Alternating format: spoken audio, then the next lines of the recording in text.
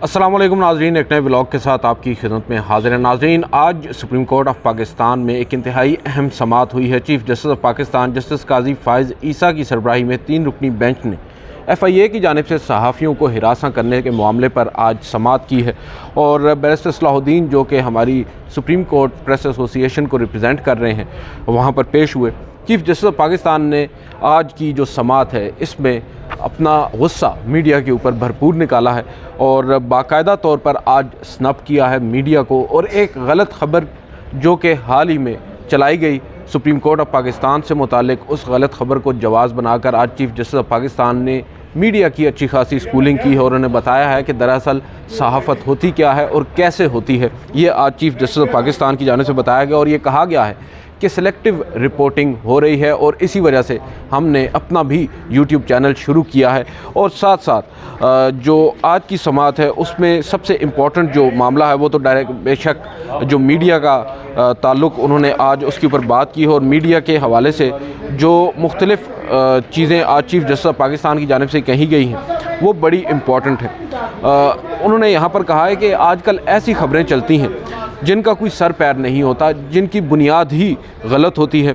और उन्होंने कहा कि मेरी अहलिया से मुतालिक भी एक ख़बर चलाई गई, वो ख़बर क्या थी उसके बारे में आपको तफसील से बताएंगे और उस पर चीफ जस्टिस ऑफ पाकिस्तान क्या अब तौहीन अदालत का नोटिस जारी करने जा रहे हैं सुप्रीम कोर्ट के सहाफ़ियों को। थंबनेल्स पर काफ़ी गुस्सा है चीफ जस्टिस ऑफ पाकिस्तान को कि थंबनेल के अंदर और वीडियो के अंदर बहुत सारी ऐसी बातें होती हैं जो हकीकत के बरअक्स होती हैं। आखिर क्या वजह है कि ये लावा जो है आज फूटा है? ये मामला आज का नहीं है जिस खबर को जवाज़ बनाकर चीफ जस्टिस ऑफ पाकिस्तान आज अपना गुस्सा उतार रहे हैं।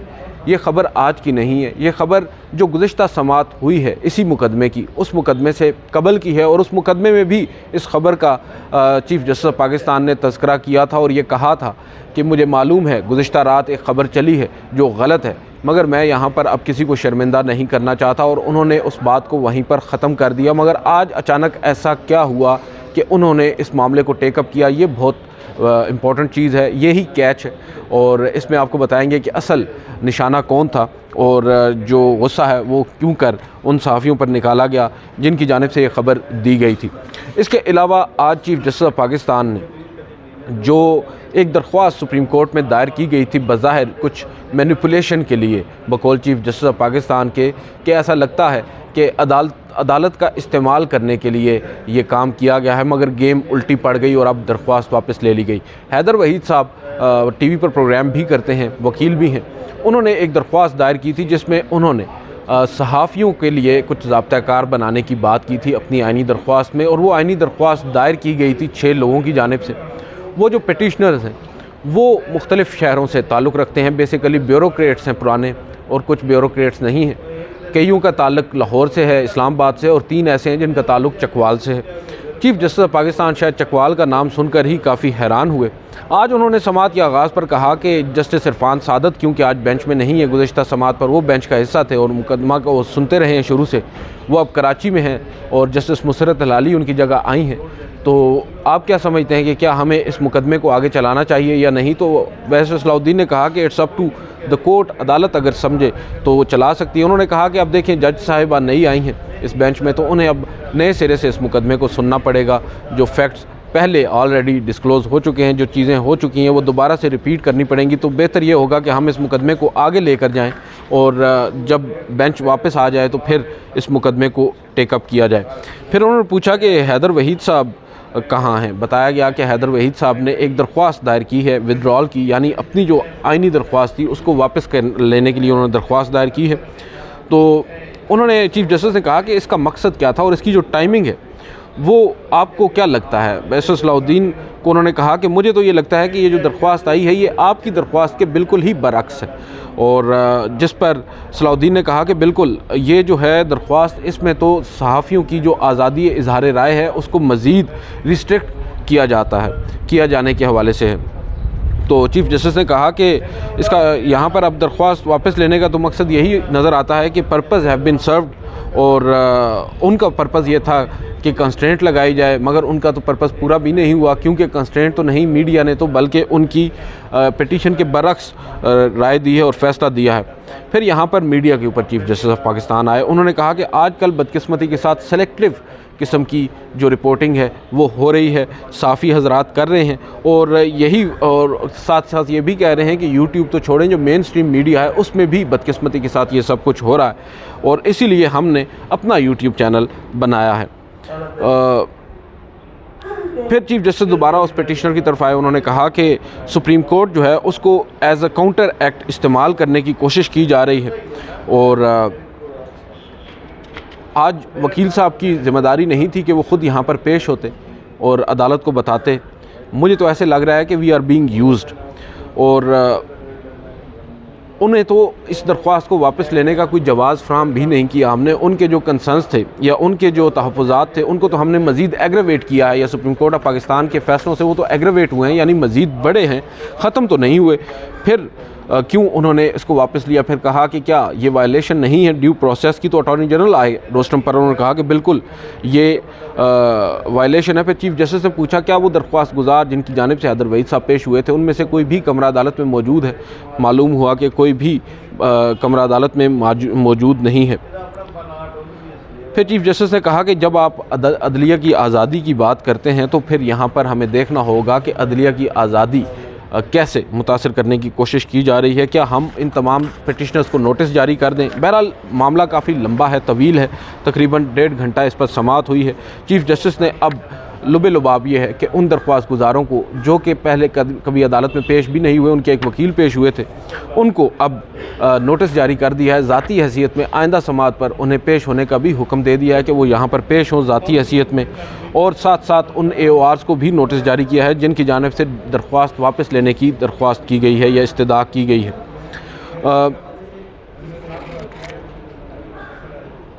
चीफ जस्टिस ने कहा कि हमें यह भी चेक करना होगा कि ये पिटीशन तैयार कहाँ पर हुई है, और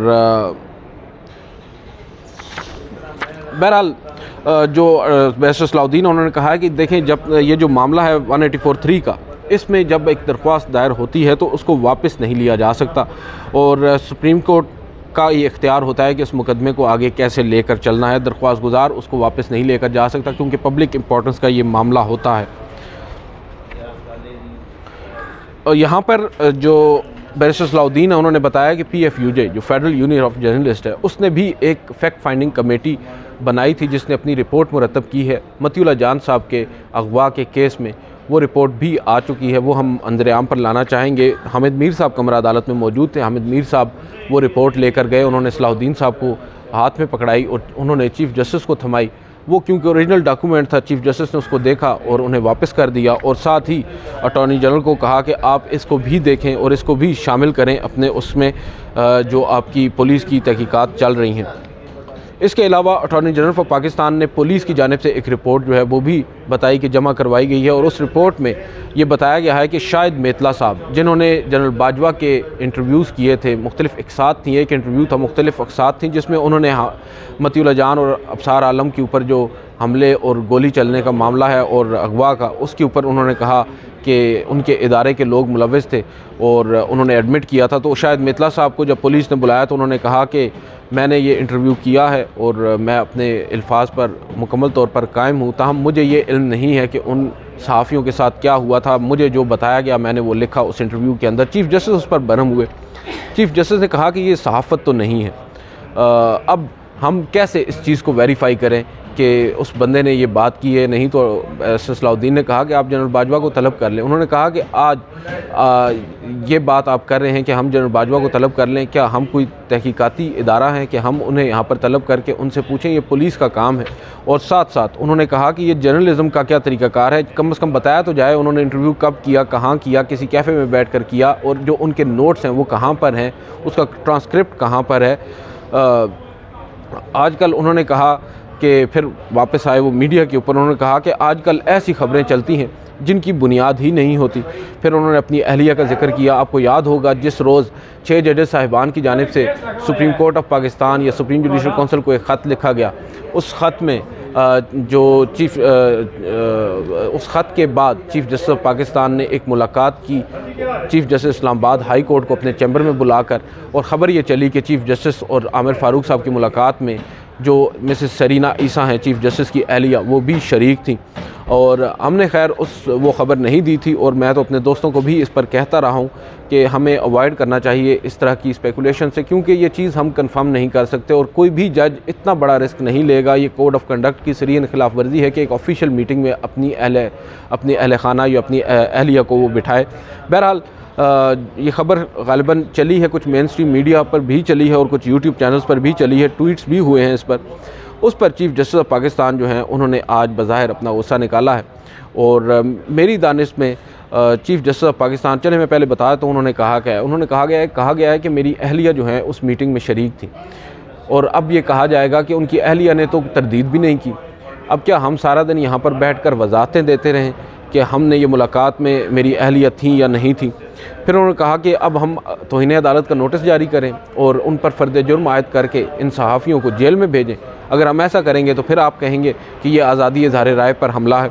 फिर कहते हैं कि जो सबसे ज़्यादा झूठ बोलेगा वही बाज़ार में बिकेगा। ऐसा लगता है, क्या चीफ़ जस्टिस अपनी अहलिया को फॉर्मल मीटिंग में बिठाएगा? ये बात मुझे तो समझ में नहीं आ रही कि किस तरह घड़ ली जाती है। हम क्यों ना इनको तलब करें। थंबनेल की बात की कि थंबनेल के ऊपर ऐसी ऐसी बातें लिखी होती हैं और वीडियोज़ में ऐसी ऐसी बातें कर दी जाती हैं कि जिनका हकीकत से कोई ताल्लुक़ नहीं होता। फिर उन्होंने कहा कि ये जो अदालत है, जो अदलिया है, उसकी भी क्रेडिबिलिटी या उसकी जो साख है उसको मुतासिर करने का एक तरीक़ाकार है। जब उन सहाफ़ियों को बुलाया जाएगा और उनसे पूछा जाएगा भाई आपने ये ख़बर दी है, तो वो कहेंगे कि मुझे ये ख़बर दी गई, मैं अपनी ख़बर पे 100% स्टैंड करता हूँ और मैं अपना सोर्स डिस्क्लोज़ नहीं करूँगा। फिर हम क्या कहेंगे? भाई हमें तो पता है आप झूठ बोल रहे हैं, तो उन्हें भी चाहिए कि वो मान लें कि उन्होंने झूठ बोला है। फिर साथ ही चीफ़ जस्टिस ने कहा कि यह अब एक अनगाइडेड मिसाइल बन चुका है, जिसका जो दिल चाहता है वो कह देता है। फिर उन्होंने हमारी जो press association of supreme court है उसके वकील बैरिस्टर सलाउद्दीन से कहा कि आप मुझे ये बताएं कि आपका क्या ज़ाब्ता-ए-कार है। क्या ऐसे सहाफ़ियों को जो इस तरह की ख़बरें देते हैं, जो झूठ पर मबनी हो, जो झूठ बोलें और साबित हो जाए कि उन्होंने झूठ बोला है, क्या आप उन लोगों को बाहर निकालते हैं अपनी एसोसिएशन से? हमारे जो सदर हैं सुप्रीम कोर्ट प्रेस एसोसिएशन के, वो उसी वक्त रोस्टम पर गए, अकील अफजल साहब, उन्होंने बैरिस्टर सलाउद्दीन साहब को बताया कि हमारा क्या तरीक़ाकार है, हम नोटिस जारी करते हैं और उसके बाद अगर मुतमईन ना हो तो मेंबरशिप ख़त्म कर दी जाती है। चीफ़ जस्टिस खैर इस पर मुतमईन नहीं हुए।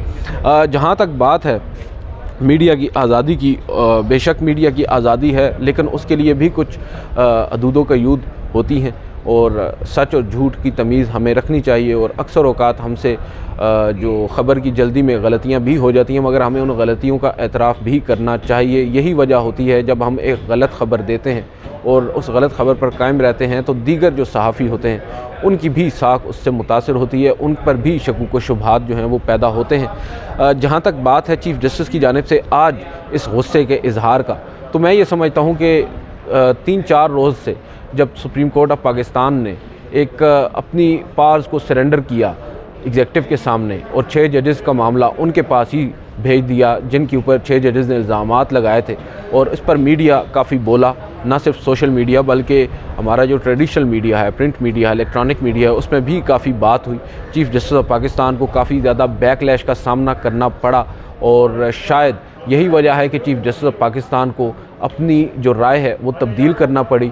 और इसकी एक वजह तो चलें समझ में आती है कि जस्टिस सदक हुसैन जिलानी साहब ने माजरत की है, दूसरी वजह ये नज़र आती है कि चीफ़ जस्टिस ऑफ पाकिस्तान ये एक्सपेक्ट नहीं कर रहे होंगे, क्योंकि माजी में हमेशा उनका एक बड़ा कॉर्डियल रिलेशनशिप रहा है मीडिया के साथ, मगर अब की बार जो मीडिया उनके साथ कर रहा है और ऑब्वियसली जो उनके एक्ट्स हैं उनकी ही बेस के ऊपर हो रहा है जो आज मीडिया कर रहा है, तो उन्होंने उसके बाद शायद सेकंड थॉट के तौर पर अब इस मामले को जुडिशल साइड पर देखने का फ़ैसला किया है। और अब क्योंकि ख़बरें मुख्तलिफ चल रही थी, एक ख़बर ये भी चली कि चीफ़ जस्टिस ऑफ पाकिस्तान या सुप्रीम कोर्ट ऑफ पाकिस्तान में वो 6 जजेस साहिबान आइनी दरख्वास्त भी दायर करने जा रहे हैं, और शायद ये वो ख़बरें हैं जिनका गुस्सा आज चीफ़ जस्टिस ऑफ पाकिस्तान ने उस ख़बर पर निकाला है जो तकरीबन 1-1.5 हफ़्ता पुरानी है और जिसका हवाला वो पहले देकर उसको नज़रअंदाज कर चुके हैं, मगर फिर आज अचानक उन्होंने उस पर अपना जो गुबार है दिल का वो निकाला है। बज़ाहिर नज़र ये आ रहा है कि फ्रस्ट्रेशन बढ़ती जा रही है। अब कल एक इंतहाई अहम समाअत होने जा रही है, चीफ जस्टिस ऑफ पाकिस्तान उस बेंच को हेड करेंगे। नज़र यही आ रहा है कि ये बेंच ज़्यादा देर टिक नहीं पाएगा, ये बेंच टूट जाएगा। मुख्तलिफ वजूहात सामने आती हैं। ये भी कहा जा रहा है कि वो जजेस साहिबान जो अपनी राय दे चुके हैं, क्या वो अब इस बेंच में बैठ सकेंगे, या वो जज साहब जो इस बेंच को हेड कर रहे हैं और एक जज साहब जो इस वक्त दरख्वास्त गुजार हैं, जो पिटिशनर हैं या जिन्होंने ख़त लिखा है, बाबर सत्तार साहब, वो माजी में चीफ जस्टिस काजी फ़ाइज़ ईसा साहब के वकील भी रह चुके हैं। तो क्या उनको ये केस लेना चाहिए या नहीं लेना चाहिए? मुख्तलिफ़ चीज़ें हैं। देखना ये होगा कि कल पेश कौन होगा। ऑब्वियसली 100 मोटो प्रोसीडिंग्स हैं।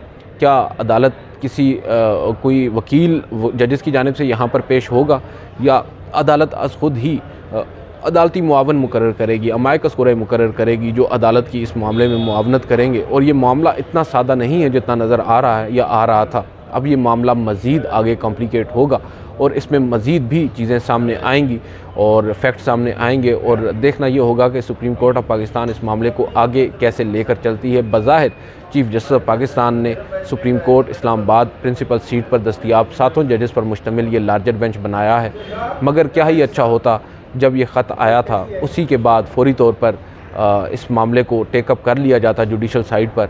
तो तब जस्टिस मुनीब अख्तर समेत जस्टिस आयशा मलिक, जस्टिस शाहिद वहीद और दीगर तमाम वो जजेस जो आज इस्लामाबाद में मौजूद नहीं हैं, वो भी इस बेंच का हिस्सा होते, और कम अज़ कम इस मुकदमे की समाअत के लिए एक फुल कोर्ट तश्कील दे दिया जाता।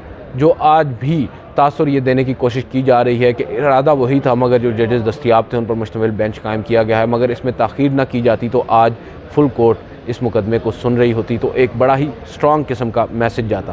क्योंकि आज बात ये हो रही है कि इंतज़ामी सतह पर तो फुल कोर्ट बैठ गई है, मगर जुडिशल साइड पर फुल कोर्ट क्यों कर बैठने को तैयार नहीं है? क्या उसकी वजह यह है कि डाइसेंट होगा? क्या उसकी वजह यह है कि जजेस साहिबान एक दूसरे की राय से मुमासलत नहीं रखते?